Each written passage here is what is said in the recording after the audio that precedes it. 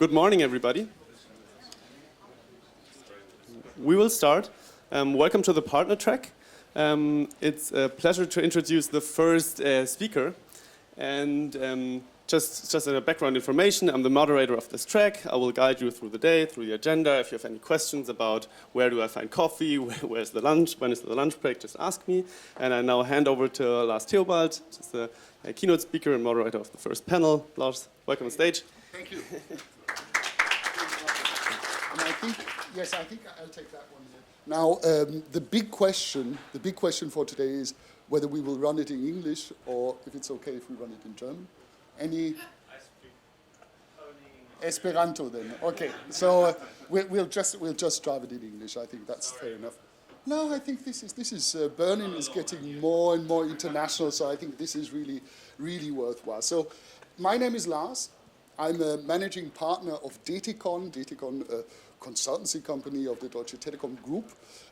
And I think I have a glimpse of understanding that I've been chosen to run this panel because I've been working in sales and how to implement, for example, account management, global account management around the world for companies. So how do you create competitive fighting machines? Yeah? How do you sell? On the other hand, I've been responsible for products and innovation and our consultancy product in this respect for a couple of years. So I know what are the people, the scouts of different operators or industrial groups in the Silicon Valley in Berlin looking for. But I also experienced the pain how to get this kind of intelligence and to really ramp it up into the marketing and sales process of big corporations. So having said that, I think it's important for us all to acknowledge that the result of this discussion here will not be we will hand over a cookbook and say this is the way how you do sales with corporates. I think that there is no standard recipe of success, but as Christian just pointed out, I think it's very important for all of us that we have 2 or 3 key learnings which we can apply in our current go-to-market for this area. So having said that, I think there are a couple of companies among us or people among us who have products. Yeah? Who is selling something here? Who has a, yeah? Hey, okay. So would you consider your product to be very easy or is it difficult to use? Yeah, to use. Yeah, the functionality, is it for your partner to whom you would sell it to? Is it easy or is there also some effort from your partner to implement the solution? Because on one side, sorry, that's dead easy. Okay, you will have the possibility to make a pitch for your product in due course. So the point is that if we talk about sales, and we have something which is not only I take this laser pointer, I put it into the shop, the people will buy, and I, as somebody who owns the table, has 10% which I take off it. I think that is really something where we've got to consider that as soon as we try to identify corporations we would like to sell to, that of course we've got to know how is this sold, how is this put into the billing system, how is this put onto the marketing plan, and so on and so forth, really to think backward integrating and to see what can you do. And the question is whether you will sell it to a company like Coca-Cola or a Deutsche Telekom, or if you want to sell through Deutsche Telekom in order to have a B2B2C approach. So having said that, the complexity of your own product is also determining the complexity of customers you may reach. And if you talk about these big elephants like Coca-Cola and Deutsche Telekom and so on and so forth, they are very complex customers with different kind of decision-making units in this journey. And I'm very, very happy that today we have the possibility to get some collective intelligence around these tables and really to discuss that, to see how do you identify the right partner, the right sales target for yourself, what needs to be done during this journey from the identification to the sale, meaning signing a check, and also being successful afterwards in selling this through different kind of channels. What would your individual sales strategy be in order to get to this target?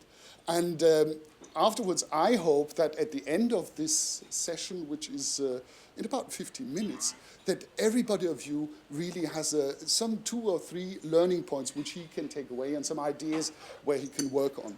Now, having said that, I think the best thing is to really introduce the panel. And shall we start with you?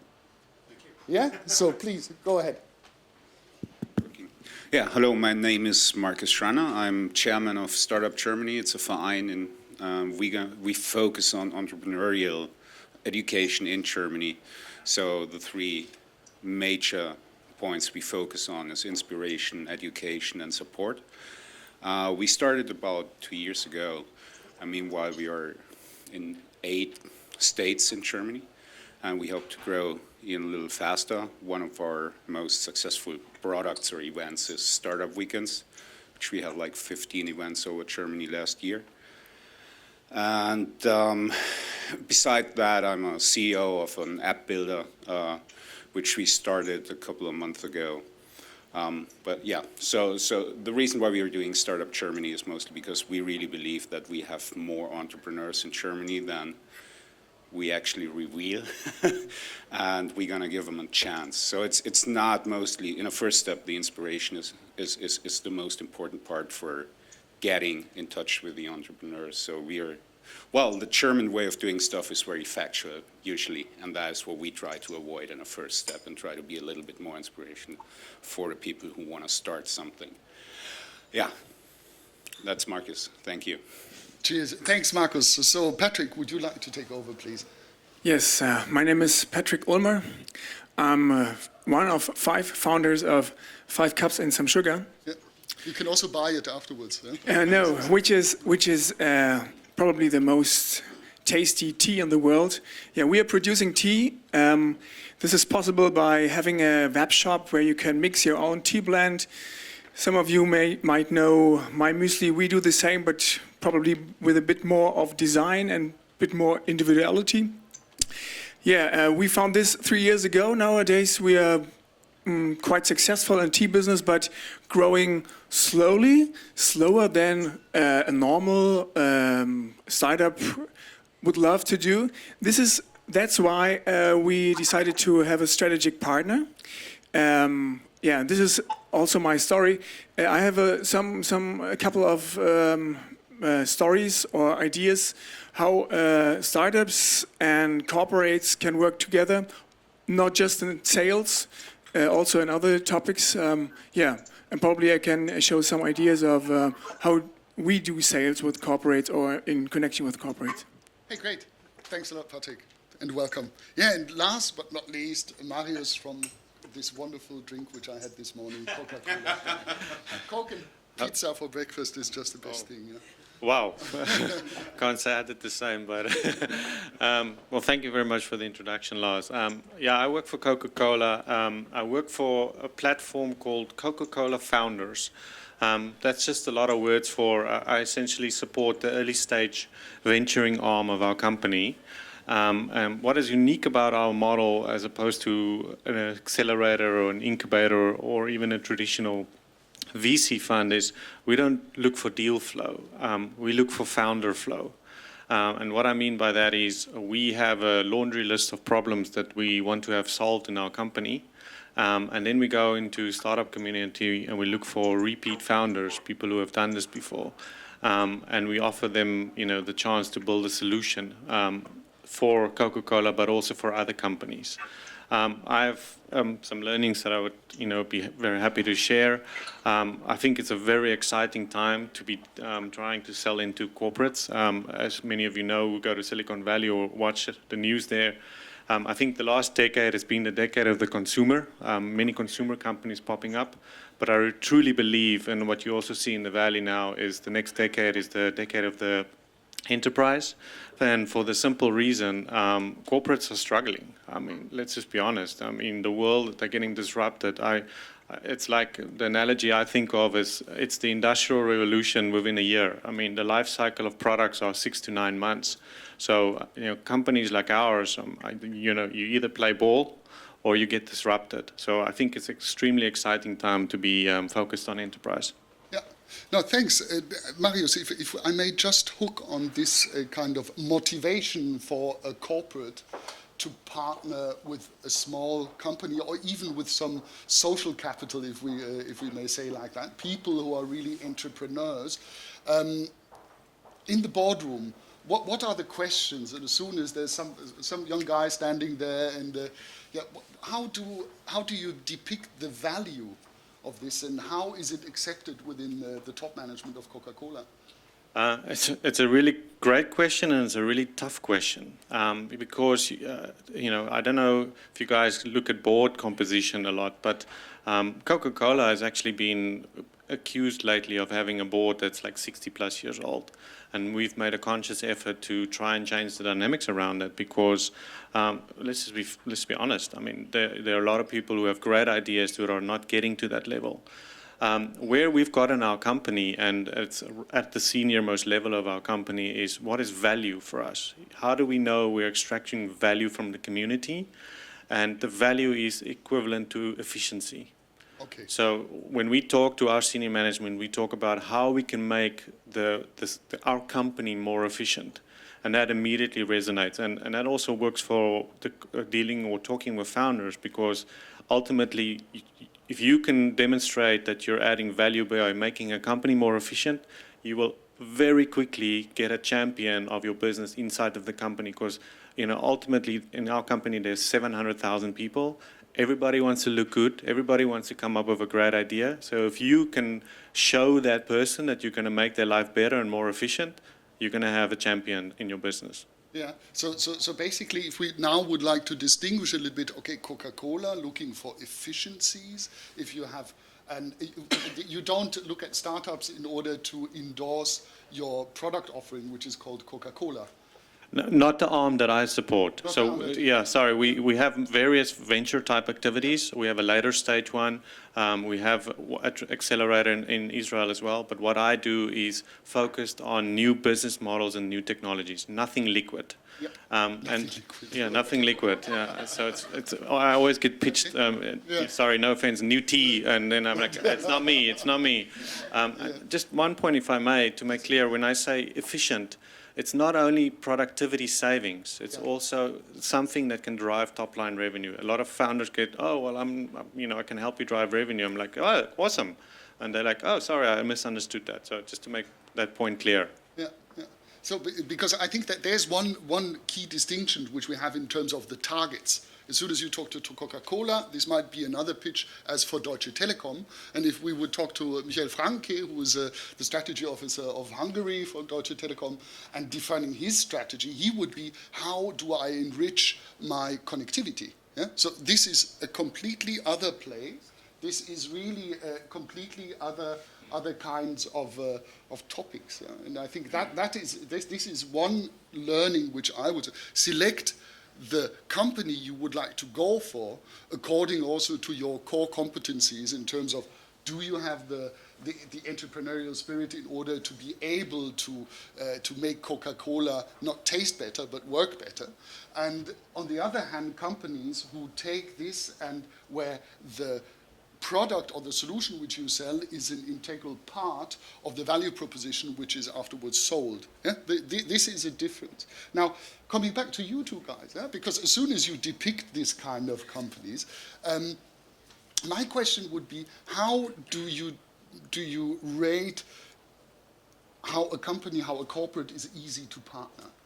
Easy to partner with. And this is something we struggle a lot in big corporates, is to say, hey, yeah, we are so big and you are so small, so here first you get this kind of pile of contracts, you get this pile of specifications, and so on, security, compliance, everything like that, and you just go away. So basically for you who are entrepreneurs who would like to sell to corporates, what is a company who is easy to partner with? I think it's the same with every partnership. It's a question of eye level. if you start a partnership, if you go into the first details, first steps, you will really find quickly out if you will have a partnership at eye level. And this, for me, it's a really, really important question, and I can feel it and I can see it after 2 meetings. And yeah, this is probably the most important thing at the beginning and also at the end, because yeah, you will see if it works or not, if you have the eye level. I have the experience that yeah, some enterprises that we were talking to, or some family-owned companies which have the 100 times bigger size than we have. They were really clever and smart in the beginning of partnership talkings, and after 2 or 3 meetings, they had a quite other face.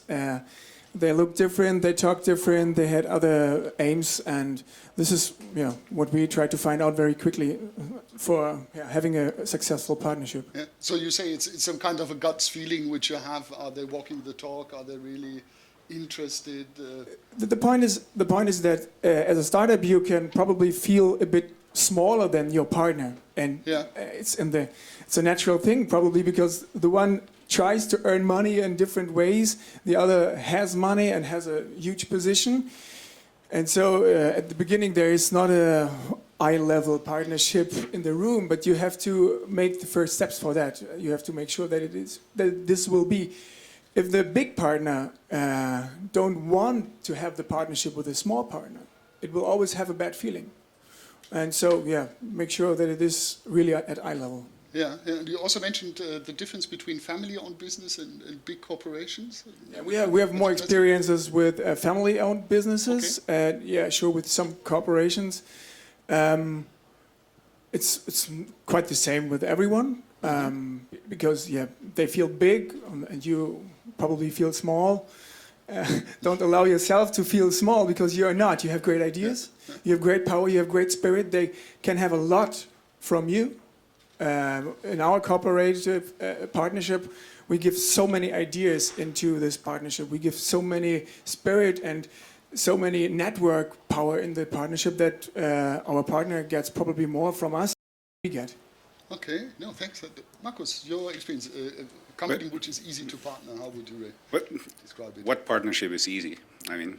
You have your wife is here as well. Yeah. So we'll talk about that. But I'd say, well, from our experience, and we worked from a Startup Germany point of view, we worked with a lot of bigger companies already. There's Coca, Marius, and I worked a lot. Then we worked with Seat, Mondelez, all these kind of companies there, and it's never easy, of course. I mean, for me, the big difference between a startup, which is quite small and very centralized in a way, so usually you have the founders team and these people decide. So if you want to partner with another startup, you have usually one person where you exactly know, I talk to that person, and when they, or that person says, yes, we are done. If it comes to family-owned business, it's quite the same if you manage it to get in touch with the owner. So the owner is usually very powerful, and if that person wants you, things are usually quite easy. Not fast, but easy. With a corporation, you have to understand what happens there. So you have many levels of hierarchy. Lots of people want to talk or speak, be important. You know, that kind of thing you have there. It's kind of a power game, and I worked for corporations like United Technologies as well, Siemens, and that's just, it's a different culture. That's why I'd say. So if you want to do a startup, you do it because you want to change something. Even if it's just a very little or small step in a process which you really change, you are there because you want change. And then you talk to all these people in a corporation, for example, and these people are not there to change the world. These people are there to make money, to get a salary, and to have kind of a comfortable life. Mm-hmm. So yeah, I mean, that's nothing of a bad thing, but it is like that. And then you have some people who want to climb up that ladder of hierarchy, and these are very motivated, but they still depend on all these other people around them. Yeah. And you can't change a culture from now. like nothing. So this is what you have to know. So what we learned is, and whenever we had the best cooperations with corporates, it was mostly when we figured out first what they need and what they want. That's what you said, Marius. It's like, let's say Deutsche Bahn. We had a great cooperation with Deutsche Bahn recently. It was one of the easiest projects we ever did, because they really knew what they wanted and we knew what we could give them. And so it was just a call, could we do this and that? They said, yes, everything's good. But that was driven by the CEO of DB Station and Service. So it's really someone, a sponsor behind it, who was really saying, I want that project to happen. And this is what I think is very important as well. Yeah. And then secondly, you have to understand that because of all these processes you have in a big corporate, processes are taking a longer time. Because you have, as I mentioned at the very beginning, you have a lot of people who have their cut in that process, yeah. And they want to show, or they want to understand what you plan to do. And if they don't say yes, well, nothing's going to happen. So what I take out is that the ideal sales target would be a company which has a single point of contact, which has so for each startup, you have to say, okay, well, I identify you, I onboard you, and there is a managed process going on. Is a company who has reduced the complexity of decision-making units on this journey, yeah, and a company who is already open to partnerships and already is able to partner, because some of these elephants are not able to partner and they're just about to learn it. So don't be the burden of their learning curve, yeah, but identify the right partner at the right time. Once you have you do that, yeah, and I think this is now as soon as we come from segmentation and choosing the right approach to the right partner, depending on which kind of product you sell, which kind of solution you want, if you want to sell through your strategy. Now there is then the moment of truth. Yeah? This is then standing in front of Marius and then saying, hey, I've got this wonderful idea, so Marius, please send me money. Happy to. But what happens normally? I think this is then the next step, is to say, okay, we try to engage, we try to look through the eyes of Marius on his business and try to provide him value. But this doesn't always work. Yeah, okay. If I may build on that, what I see, a couple of data points for you. The sales cycle for large enterprise customers like ours are between 6 and 9 months. So be ready to have lots of meetings, lots of departments, lots of approvals. Second thing is some companies, startups, are trying to build a solution for only one enterprise customer and putting all of their eggs in one basket. That is the biggest mistake I think you can make, because what happens if that customer pulls out? Your business is dead. So I would suggest you don't do that. The third thing is what you just said is, if you get a kickoff meeting, I see so many founders come into our building and they are so happy to get that intro meeting. And I know it's hard, but they're so happy to get that intro meeting that they don't take any time in actually trying to understand what is the person in the room's business need. They're sitting there pitching their product, they're like, wow, I have this great solution, but without having taken the time to really understand what is the person's problem. So my benchmark is always, if you have a kickoff meeting and you're doing all the talking, then it's a horrible meeting. You need to be listening. You need to really understand, and it's funny because most founders don't see this, and they think if they didn't do all of the talking, it's a bad meeting. I can guarantee you, if you've done it the other way around, the person from the company side will go, wow, this person really took the time to understand my business needs. I think there could be a good partnership here, and it's so important to do that.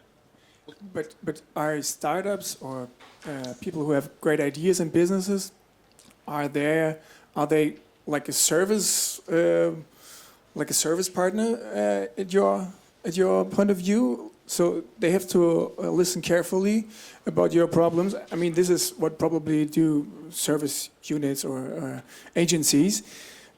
Probably they just have a great idea and they want to find some people who say, hey, that's a great idea. I took my time to listen to you. And this is what we need or what we could make happen together? Is it, yeah. If I understand your question correctly, you should be considering us as potential outlet, as a service partner in that regard, and because you're the person that's sitting on the corporate side. We have budgets. Every department has budgets, and those budgets are committed in October of the previous year. Yeah, so when you come and pitch in March, you're already starting from a disadvantage point because you now need to convince the person on the other side to take some money that is already committed to a budget and say, you know what, I think you should take a chance on me and take $5,000 from that program that you were going to run and spend it on me. In order for that person to do that, takes a lot of commitment, and they really need to have a lot of trust. That's why I say it's not a sprint. Yeah, it's a marathon with corporates. You really need to take your time, and you really need to listen in the beginning. And for those people who have a question, I get asked this a lot: how do I get into the corporate? If you have no connection, look for anybody with the word innovation in their title, because all of these people are the first people whose budgets usually get cut, and they are the first people who would be the most open-minded to having a discussion with you. Okay, I'm with you when we are talking about collaborations. And it's probably the right way to find out in a talk what's the best way for everyone. I'm not with you when we are talking about great ideas from startups who are working with corporates because they think they are great partners and they need this idea. And maybe the corporate needs bigger ears to listen. Some ideas are really great and they need to think about how could it fit into my business. But yeah, I'm with you when we're talking about collaborations, but not when it's about ideas and new business models. I totally understand now what you're saying. What you're referring to is a cultural change that needs to happen in many companies.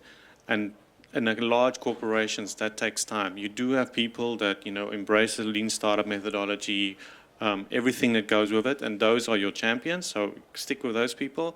But to expect people just to be open to new ideas at a very senior level across the company, that will take time. Yeah. Marius, one question which I have, which is also relevant for all of us. So I will start my startup on Monday, and I would come to you. And what would be the questions you would expect from the people who have pitches with you? I would want them to understand what are my problems. So the first question is, so tell me what bothers you, what keeps you up at night. How can I make your life easier?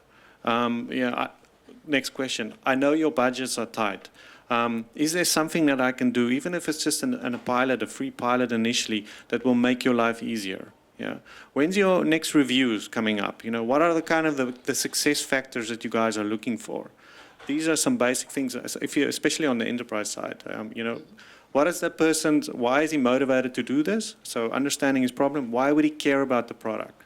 Those are the questions. And, I would yes, maybe like to add something, because that was very specific questions. Yeah. I'd say you can turn it to a little more open thing where you say, try to show that you understand the person which is at the other side of the table.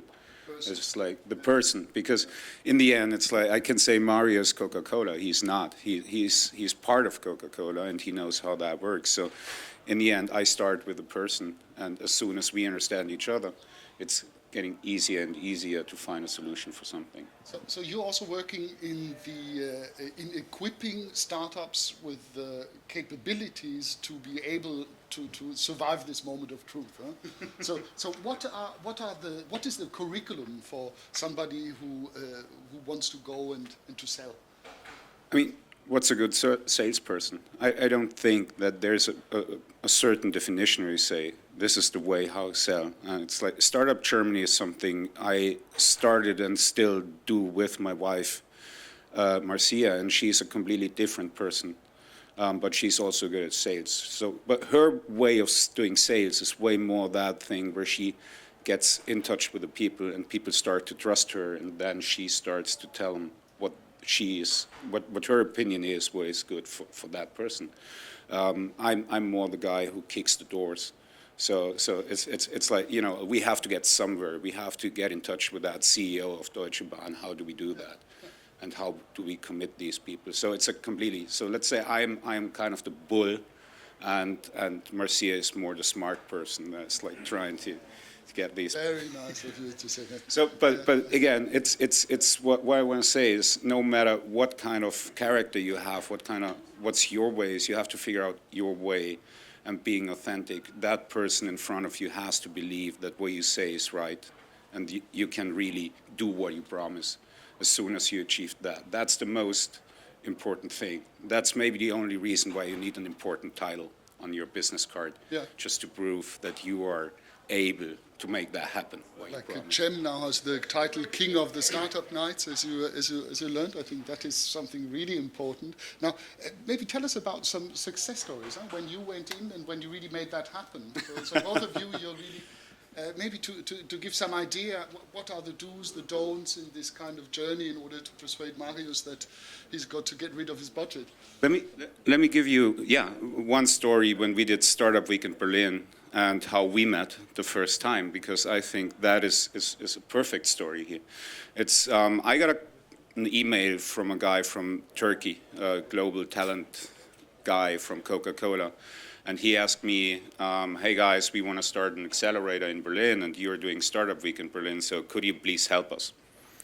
And I was like, yeah, I think I could, but what do I get in exchange? And so I asked him, could you get me in touch with a person that is able to sponsor startup weekends from Coca-Cola? And he said, yeah, I think I know a guy. He's just moving to Berlin, or he just recently moved to Berlin, and he could be the right person, open-minded. He's able to understand and willing to understand what you guys do. And that's how we met, and we started to talk. And in the very beginning, it was never a sales pitch or anything like that. We just met for a coffee. And over time, things developed, and Marius started to sponsor startup weekends, product sponsoring, and then it continued. And someday, I think you called me and was like, I have a guy here who really wants to learn about startup methodologies, so you're willing to talk to him. And that was finally the sale. We achieved it. But about a year later, a year, 1.5 years later. If you look at your portfolio of business opportunities, I guess that this was not the only one. Huh? So how many of these kind of relationships are you juggling until one really gets materialized?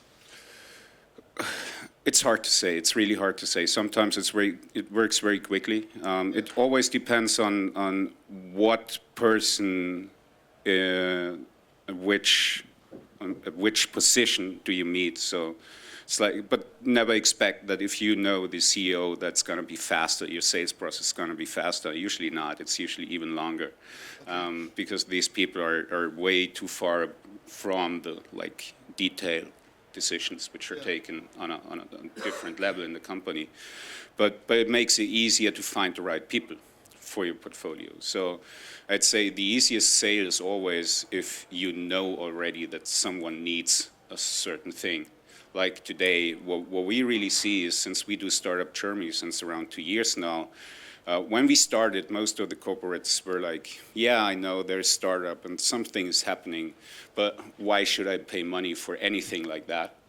Now, 2 years later, we get a lot of calls from people, from corporates, and they ask us, could you guys please help us? So this is now 2 years? Because I'd say it's like a 2 years period. It doesn't happen like this, guys. Huh? And I think that this is just, if we look at a day in the lifetime of Markus, I think you know this the best. I think that you've got to see that building up this kind of funnel of impact, building up these kind of relationships, it takes 1 or 2 years. And then afterwards, it shifts gradually from how do I develop my product into how do I treat these kind of relationships and how do I have a basket of opportunities, which turns out to be there. Now, Marisa, you had a... Can you hear her? Yeah? From our side was... Thank you. One of the most important points from our side was that we met guys like Marius, or different people from organizations, from institutions and so on. And we were meeting and talking, and we can do and what we can try to do, and not always thinking about, okay, what's in it for us. That was not only the main topic, and I think this is one of the main problems. Most of the startups, and we are talking with a lot of high-level corporate people, and they tell us, okay, communication is a big, big problem, so it's not startup level, so it's not, hey, guy, come on, let's do business together or so. This is one point, and the other point, they are too pushy. They are not talking, as Markus said, so it's people... Or trying to understand, yeah.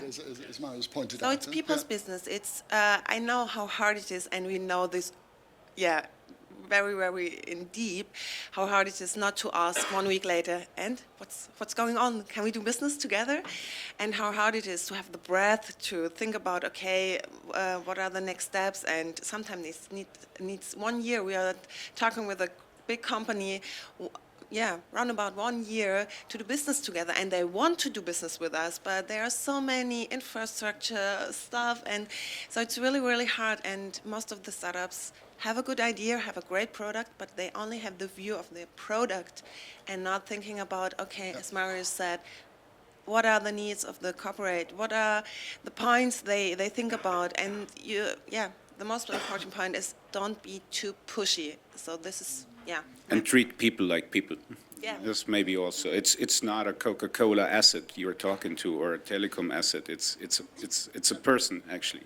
Who has got the interest for either careers or peace or anything like that. Patrick, your sales pitch. Yeah, I have quite another story. We don't have so many problems in getting corporate collaborations because there was one funny thing when we started with 5 cups and with this packaging.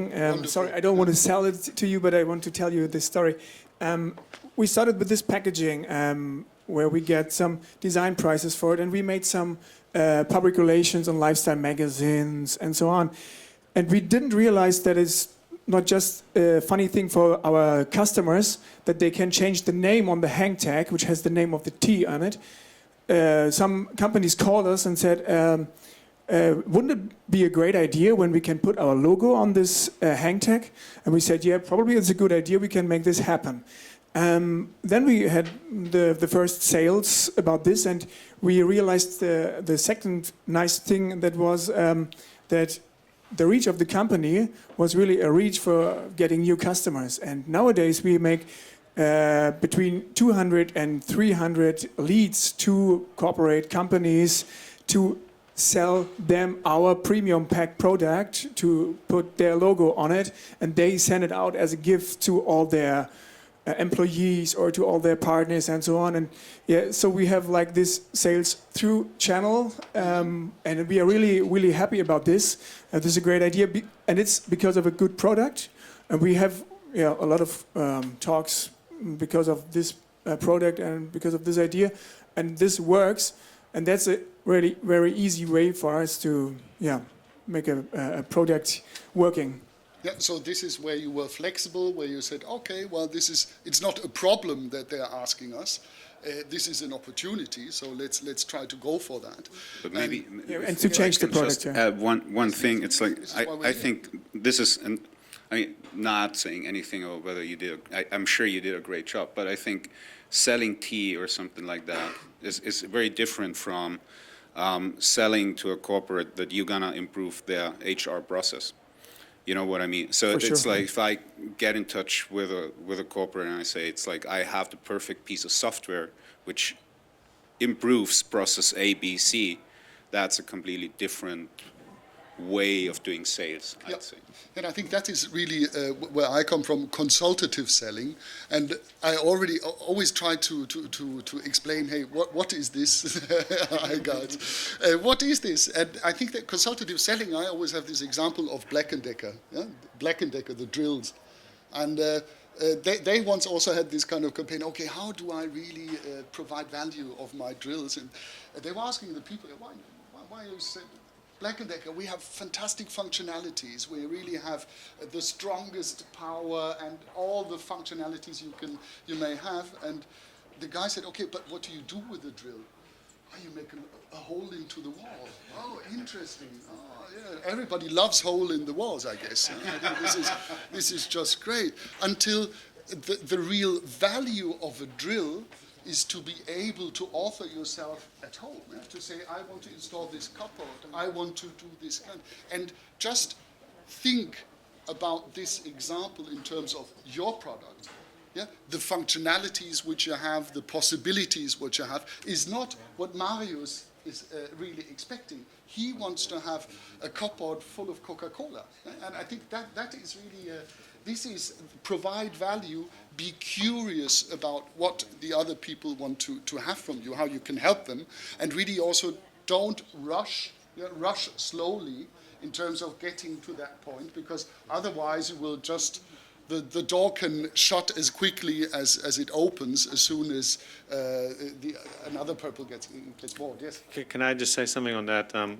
Something which a strategy that I like, but you have to do it at the right time and not in the first meeting. And some startups do this to us. They say, oh, and by the way, I'm talking to your biggest competitor as well. And the first meeting I'm going, okay, bye-bye. Yeah, but that card... Why is that the case? So because it's again, you didn't really take the time to understand what I'm about, why am I doing this, what my problem. There's no relationship. You're threatening me. Yeah. You're telling me if you don't act now, you're going to lose out. And I'm like, well, you know what? I've got nothing to lose. My company will continue to sell Coke. So, your company could go under. I could care less. This is honestly not how the process works. But so I think that's a nice card to play, but in a very respectful way and at the right time. And then, like I tell our startups that are in our portfolio, if our company is taking too long to get to action, then let's figure out a way to get that message across in a nice way. Because it can backfire, but it can also be very powerful. Sorry. Yeah, no, absolutely. I think that also to be of value means that you're valuable, and as soon as you're valuable, you have something which a competitor also would like to have. I think that's for sure. So don't just be like this, but be at the eyes, really at arm's length. And I think the possibilities which you have as soon as you apply this is something where you then also need to have an agenda for what we call kairos, the right moment at the right time. And I think that this kind of, in sales, kairos is one of the most important things. You get that at sales trainings and all this stuff. So you just mentioned budgeting, for example, is one thing you've got to see. But what are other factors which are determining the right moment to push this kind of, hey, we're working for the competitors? It's again staying close to the business, because our business changes every month. Yeah, so things can change very quickly. And the old saying of out of sight, out of mind. So if you're building the relationship, check in. Hey, has anything changed in the business? Is it the right time now? Is there something that we can help with? Always give before you get. That's my other little statement. And it's always tit for tat. Yes. This is Yes, that's the relationship. That's a true partnership, right? And to come back to the moment where you play the card of I'm talking with other competitors, that's I have the same experience. We are talking to 4 big tea and coffee companies in Germany to get a big partnership. And yeah, there came the point where we had to say this, where we had to play this card. And this was the moment where I could see that they really want what we have, that they really see a chance for the future with our product to get into a new market or to get into new target groups. And this was the moment where we could say, okay, now you want it, now you like it. I have to admit, we are not talking just with you. There are some others also interested in, and that was the perfect moment, I guess. As we still have 10 minutes to go, I would love to open the floor for any questions or comments which are in this room.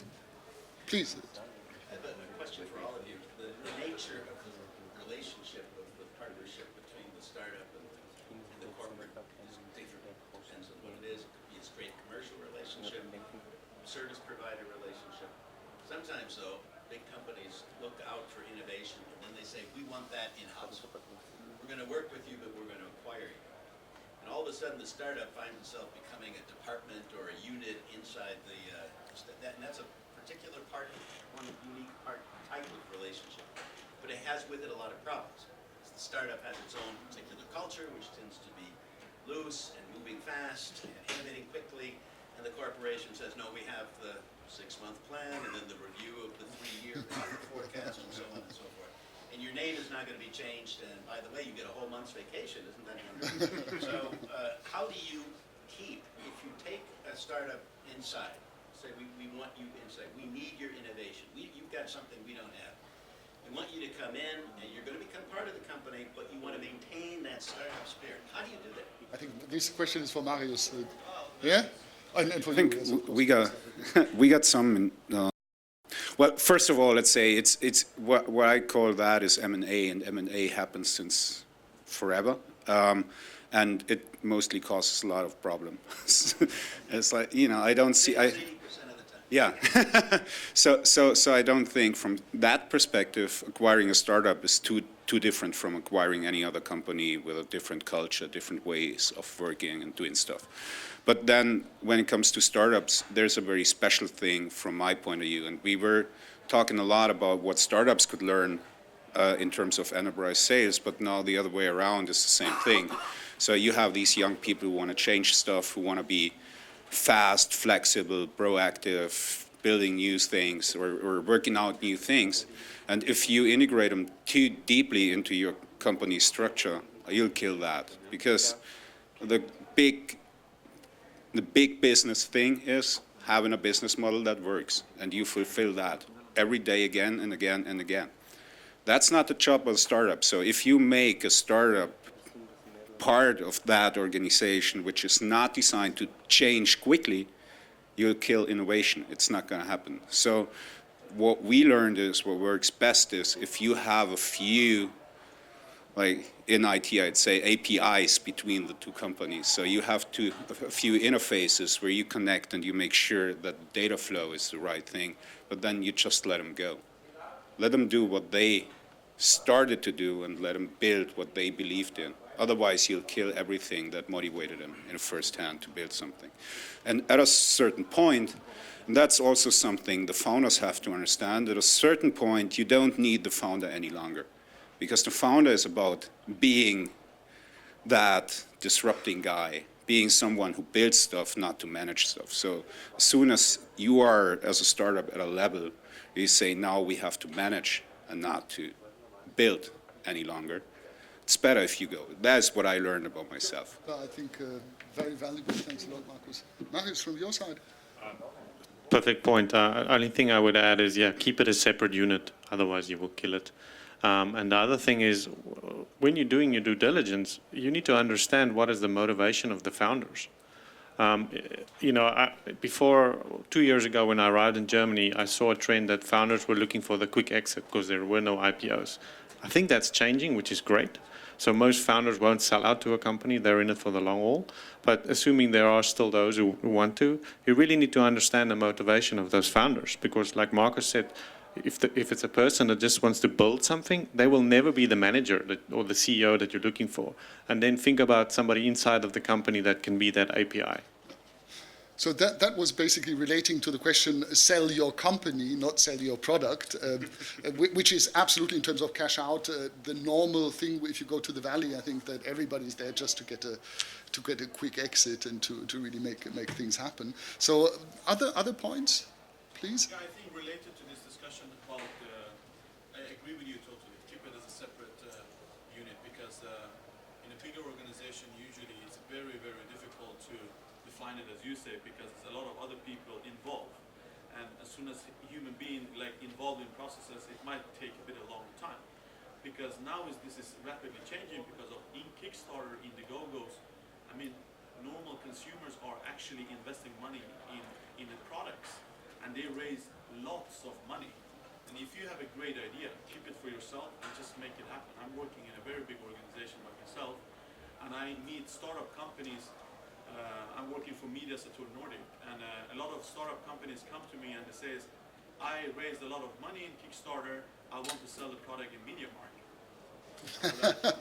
Oh, this is good. Yeah, just do it, because give us the product, because we're approaching forget the products. And if you have a great idea, stick to it. Don't give up, and don't try to, the bigger organization, slow that down, because Yeah. How would you rate MediaMarkt Saturn as a, is it easy to partner with MediaMarkt Saturn? Well, we would love to say here, me and Christian are sitting here, we want to do that. I mean, I think in the meanwhile it's much easier. We have started 1 year ago some kind of, I would say, structured process, Yeah. which is somehow needed in our crazy organization charming though. to get to the right point. And we exactly changed what was already talked. There's one phase to the startups or into organization. That's also like me. And we are bringing the startup from step to step to step until a certain stage of time on the shelf in some countries, in all countries, in different. Okay, no, thank you. And you also turned one of my best consultants, certain Manuel Niederhöfer. I'm watching you. No, I think this is no, but great to see. They're so different. So Media Saturn, you have self-space. You're going into electronics, into services, online services as well. We have Coca-Cola, who really wants to have a company, to be a company who wants to learn from others, who wants to embrace the capabilities of young talents in order to make it better. We have a Deutsche Telekom, which is definitely there in order to differentiate. Yeah, we had the iPhone, which was great. So this was some kind of a partnership. Now we have Spotify, which differentiates you, which differentiates your access and so on. So all these companies show that there are different kind of go-to-markets for each of them. I think that is one thing which I would like to stress here in this company. You know, there's not one size fits all. There is definitely also some possibility to say, okay, these companies are different in terms of how easy are they to partner. Is there one single point of contact? Do they have easy contracts? Are they really willing? Do they have a culture to want to work together with? So this is also something you've got to depict quite quickly. Could I? Yes, please. One little thing about is that company easy to partner with? I'd never say that, but that's from a sales guy's point of view. Yeah. Because I know that, you know, sometimes it's very easy to sell to that company, but it's very hard to sell to that person. So it's like, you know, what I learned is I had to stop perceiving a big company or even a small company as one thing. It's a bunch of people working there, and as different as the people are, as different is the level of sales or the way of sales you have to do if you get in touch with them. So I think that's something I really want to embrace. That's important. It's about the people, not about the organization. Absolutely. I saw one question up there. No, what was it? Yeah. One question I have is, when's the point not to talk to a company or to stop talking to them? Because I thought about Unade, which was a very famous drink in Germany, and one of the reasons they were successful because they were not from a big company, and as soon as they were bought by Dr. Oetker, the success started trembling. Yeah, this was your point basically. Yeah, yeah. And where is the point to recognize that talking to a big company or becoming a part of a big company can also be lead to destroying your product? It's a difficult question. As soon as you say, okay, if you want to sell, if you want to cash out, and you have this family, Dr. Oetker, who says, "Hey, here's the bunch of money," and then you go away. I think this was successful. If you want to be in charge of, if it's your company, and if what Marius just described, that there are more and more people here who want to own a company, who have this kind of a little bit of a German virtue or European virtue, not to say I'm here to have a quick buck, but I'm here to build something sustainable. And this is, if you walk around here in Berlin, this is really the case. So this would be my answer to this. I think it's difficult to have this, as soon as you have this point of no return, yeah, your company is sold, then I think your DNA of being something fresh, something different will be difficult. Yeah. Maybe sometimes things work because they're different, and if you integrate them too deeply into an existing organization, you kill the motivation of the people who are doing that, and also of the consumers, which maybe decided to go with you because you were different. That's So now, just to wrap up. So first of all, great discussion for me.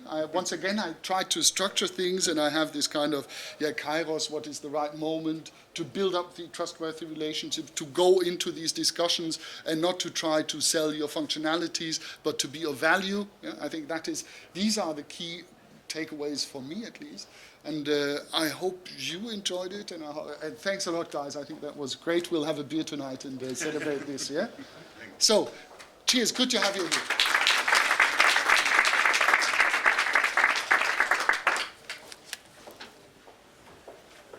Perfect. Thanks, Lars. Thanks, Markus, Patrick, Marius. Where's Lisa? Lisa's the next one? Great. Very well done. Oh, thanks.